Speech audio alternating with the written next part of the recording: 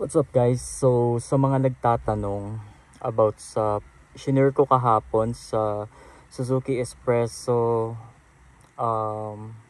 group about kung paano ko napagana sa YouTube using the stock head unit ni Suzuki Espresso. Ito yung tutorial. So first, let's go. Unang-una, sorry, makalat. So ang dumi. Pasensya na. Unang-una, gagana lang si Suzuki Espresso or this app sa Android devices. Hindi siya gagana sa Apple devices. So para clear tayo. Next, the steps would be, first is let's go to our browser.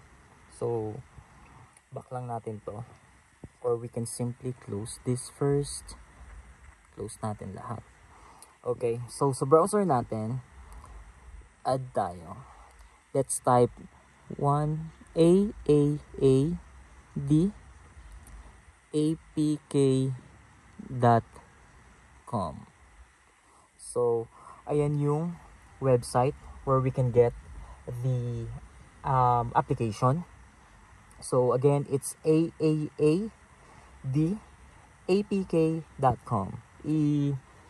Lalagay ko na lang din yung link sa description box, and then let's search it. So ito na siya, AADapk download. So we can just simply hit the download button. So download free. Okay, then next, let's scroll down and then click download version 1.5.1. So tap natin siya, and then again same, let's tap that, and then just hit download. So since na download ko na siya, I can simply cancel that one, and then let's go sa ating file manager. So file manager, open natin, and then go to downloads, and then ito na yung application niya, AAD 1.5.1 release.apk. Click natin yan, and then install. Oops, let's install, and then let's tap on open. So ito, simply hit lang natin yung OK button, and then dito, install unknown application. Syempre, allow natin yan para ma-install natin yung YouTube app for our CarPlay, and then click on car stream. So after that, merong pop-up, which one? So alin dyan? Ang ginamit ko kagabi is yung Chris Tacos. So tap natin yan, the second option, and then hit OK. So loading, antayin natin. Ayan na, lalabas si CarStream na YouTube application.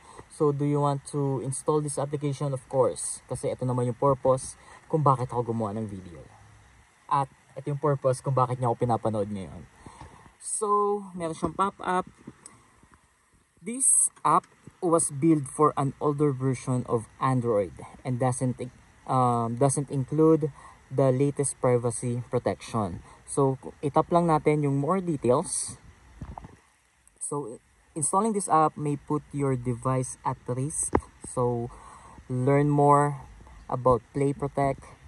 But then again, kung bakit tayo nandito sa video na to is just to install this. So install anyway. And then fingerprint or kung ano man yung security option nyo sa phone nyo, and then tap open. So sabi, allow CarStream to record audio. We can deny only this time, pero para hindi hassle, I will allow this while using the app. So allow. Okay, so downloaded na siya. Now let's go to our head unit. So yan, i-on ko lang to.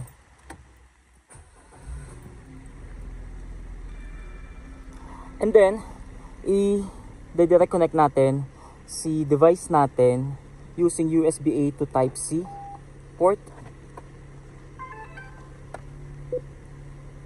Okay, so let's connect that one. So ayan, nakakonect na siya, and then loading na. So yun, pagka loading automatic makikita nyo siya, pero baka hindi nyo siya makita.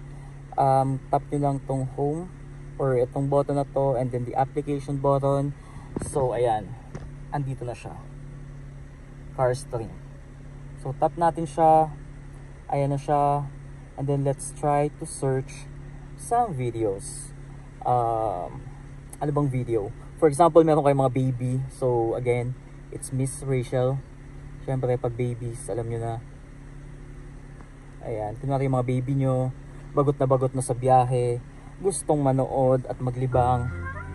Ayan, si Miss Rachel. We can do full screen. Ayan. So ayan, it's working. So let's try to search another video.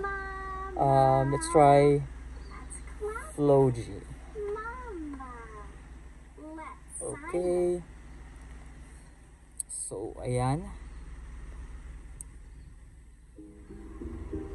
But then again, tulad ng sabi ko, kung mga nakatawag nito, kung naka-premium kayo sa YouTube, kasi ako naka-premium ako sa YouTube, I hate ads. Ito, kailangan nating maging pasensyoso a little bit, kasi meron siyang ads and we cannot sync our personal Google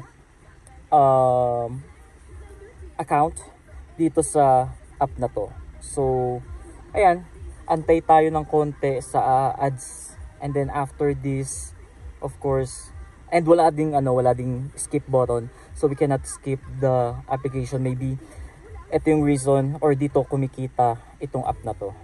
So yan, after the application na yung video, you can enjoy na yung panonood ng video sa YouTube using your head unit. And kung meron pa akong update about this app, I can definitely upload yung iba pang pwede nating magamit dito sa app na to. So yun lang guys, maraming salamat and ride safe everyone.